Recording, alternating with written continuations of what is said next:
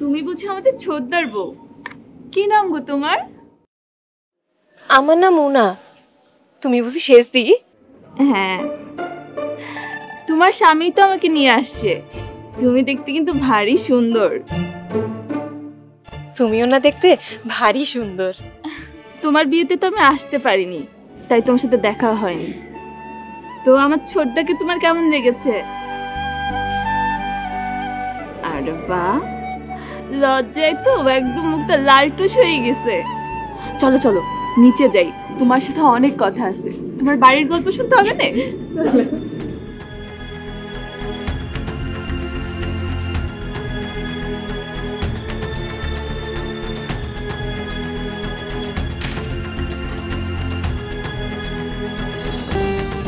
সাবিত্রী, আপনার ঘুম ভাঙিয়ে দিলাম না তো? না না, তেমন কিছু না। আসলে একটু ক্লান্ত তো, কখন যে চোখ লেগে এসেছে টের পাইনি। তাহলে আপনি একটু বিশ্রাম করুন, আমি পরে আসবো। না না, বলে না না, আপনি বিশ্রাম করুন, আমি আপনার জল খাবারের ব্যবস্থা করছি।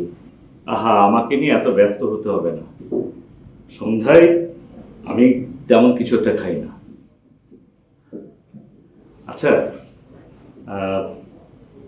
আপনি কি আমার একটা কাজ করে দিতে পারবেন? আপনি আমাকে তুমি করেই বলতে পারেন, আমি এমনিতেও বয়স আপনার ছোটই হব। বাহ, বেশ তো। এমনিতে আপনিতে আমারও তেমন পোষাক ছিল না, তুমিতে যাওয়াই উত্তম। আপনি যে আমাদের এখানে আছেন, আপনার কোনো অযত্ন হচ্ছে না তো? না না, আমার কোনো অসুবিধা হচ্ছে না, কোনো অযত্ন হচ্ছে না, আমি দিব্যি ঠিক আছি। আচ্ছা সাবিত্রী, তুমি কি আমার জন্য একটা কাজ করে দিতে পারবে? কাজ? কি কাজ করতে হবে বলেন তো? বলছিলাম, আমি যে তোমাদের এখানে আছি, এটা বাইরে খুব একটা জানাজানি না হয় ভালো। তোমার কাছে কেউ যদি জানতে চাই, তুমি বরং বলবে যে আমি তোমাদের দুঃসম্পর্কের কোনো আত্মীয়, কলকাতা থেকে এখানে কিছুদিনের জন্য বেড়াতে এসেছি। পারবে তো? কেন বলেন তো? সেটা তোমাকে আমি পরে ঘুরে বলবো। আপাতত তুমি এই কাজটাই করে যাও, ঠিক আছে?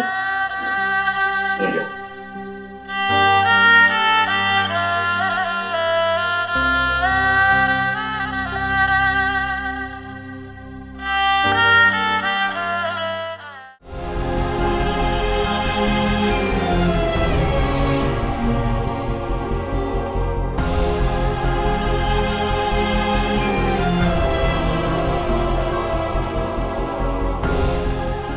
আরে গায়ে বসাই যে, আমি আপনার কথাই চিন্তা করতেছিলাম।